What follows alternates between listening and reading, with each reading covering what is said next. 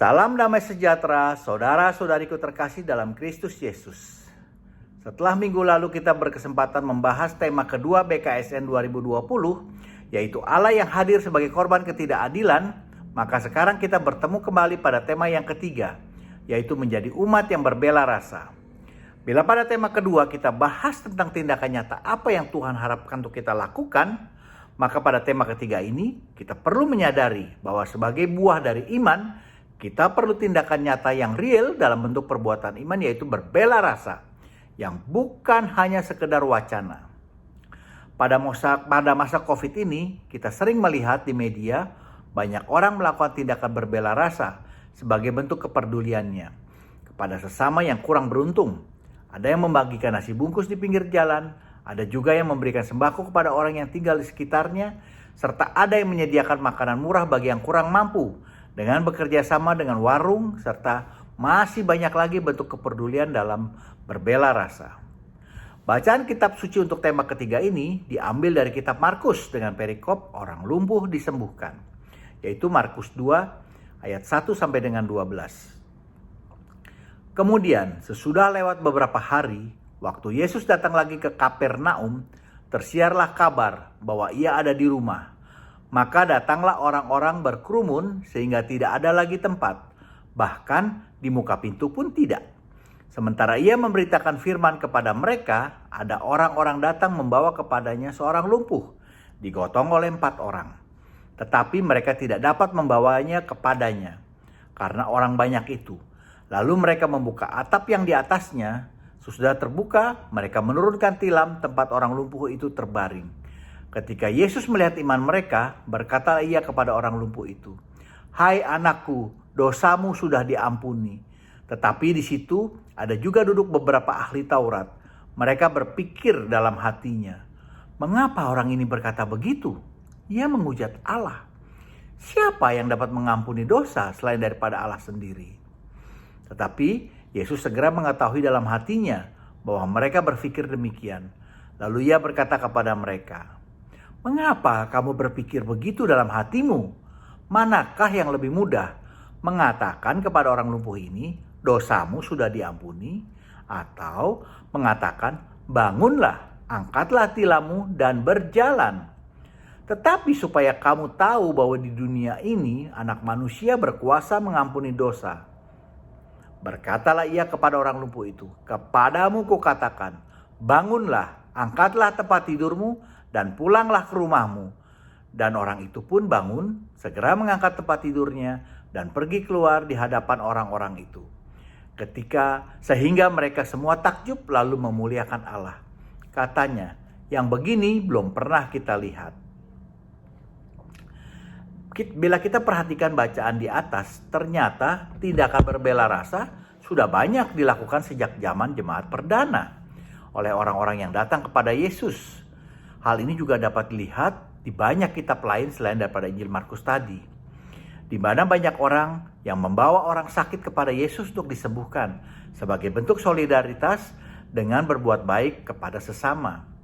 Karena di Injil Markus awalnya orang mengenal Yesus hanya sebagai nabi besar, seorang penyembuh dan pembuat mukjizat. Sekarang mari kita bayangkan ada orang-orang yang membawa seorang lumpuh yang digotong oleh 4 orang, yang mendengar kemasyhuran Yesus dan menjadi percaya, sehingga membawa si lumpuh kepadanya. Di sini patut kita hargai usaha mereka untuk membawa si lumpuh kepada Yesus, walau banyak halangan merintanginya, seperti tidak dapat masuk melalui pintu karena penuh sesak, sampai berusaha membongkar atap. Tentunya tidak mudah membongkar atap, membuat lubang yang cukup besar untuk menurunkan tilam berisi orang lumpuh tadi. Belum lagi suaranya pasti akan menarik perhatian orang banyak yang sedang mendengarkan Yesus. Bahkan mungkin dia diteriaki oleh jemaat yang merasa terganggu. Atau lebih lagi oleh pemilik rumah yang marah karena rumahnya dirusak. Di sini Tuhan Yesus melihat iman dia dalam bentuk usaha dan kegigihan dari niat orang-orang tadi, dengan melewati rintangan yang dilandasi pada iman yang kuat kepada Yesus sebagai Mesias dan penolong yang pasti sanggup melepaskan si lumpuh dari belenggu penyakitnya.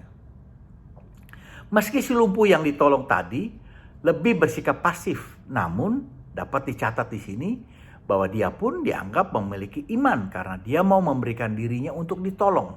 Dalam arti dia tidak menolak untuk ditolong walau rintangan cukup besar, dan dia tetap teguh serta tidak menyerah.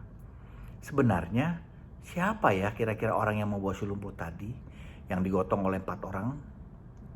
Yang jumlahnya rasanya lebih dari 4 orang tadi. Kitab suci tidak menjelaskan siapa mereka. Mungkin dapat dikatakan mereka itu sebagai sesama atau komunitas orang-orang yang sudah mulai percaya kepada Yesus dan menjadi peduli kepada sesama dengan melakukan tindakan berbela rasa. Yang menarik juga adalah apa yang ada di pikiran oleh para ahli Taurat. Dia berpikir, siapa yang dapat mengampuni dosa selain daripada Allah sendiri? Seharusnya dia tahu siapa Yesus yang ada di hadapannya dari apa yang sudah Yesus perbuat. Sebagai ahli Taurat, mereka berpengetahuan luas dan menguasai hukum Taurat. Dan Yesus sebagai kegenapan hukum Taurat, namun ternyata kesombongannya mengalahkan nurani serta pengetahuannya sendiri. Sehingga dia tidak menerima kalau Yesus yang di hadapannya adalah Allah. Hal inilah yang membuat Yesus berkata, "Mengapa kamu berpikir begitu dalam hatimu? Manakah yang lebih mudah?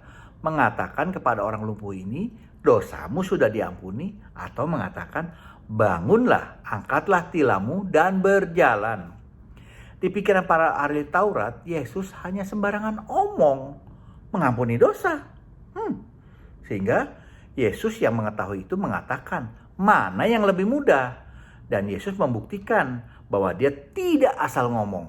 Apa yang dianggap sangat sulit oleh manusia ternyata sangat mudah baginya karena dia adalah Allah. Ada banyak hal yang dapat kita tarik dari perbenungan kita hari ini mengenai apa yang Yesus harapkan untuk kita lakukan. Berbela rasa sebagai bentuk kepedulian kita kepada sesama yang kurang beruntung adalah suatu tindakan nyata sebagai buah dari iman kita yang juga menjunjung keadilan. Sikap solidaritas dalam berbela rasa dapat dikatakan dasar dari perbuatan adil, karena mereka yang miskin dan tidak berdaya dan tersisihkan pun berhak menerima pertolongan. Bukankah ini yang Yesus inginkan? Sepertinya keselamatan dapat pula diperoleh berdasarkan iman orang lain, walau perlu partisipasi minimal dengan membiarkan diri kita ditolong, tetap teguh dan tidak menyerah. Untuk itu, teruslah berharap, jangan menyerah. Belas kasih Yesus sangat-sangat besar. Sebagai penutup, mari kita renungkan Matius 12 ayat 7 yang katanya, "Jika memang kamu mengerti maksud firman ini, yang kuhendaki ialah belas kasihan, bukan persembahan. Tentu kamu tidak menghukum orang yang tidak bersalah." Dengan tidak menolong orang, kita sama saja dengan menghukumnya, bukan?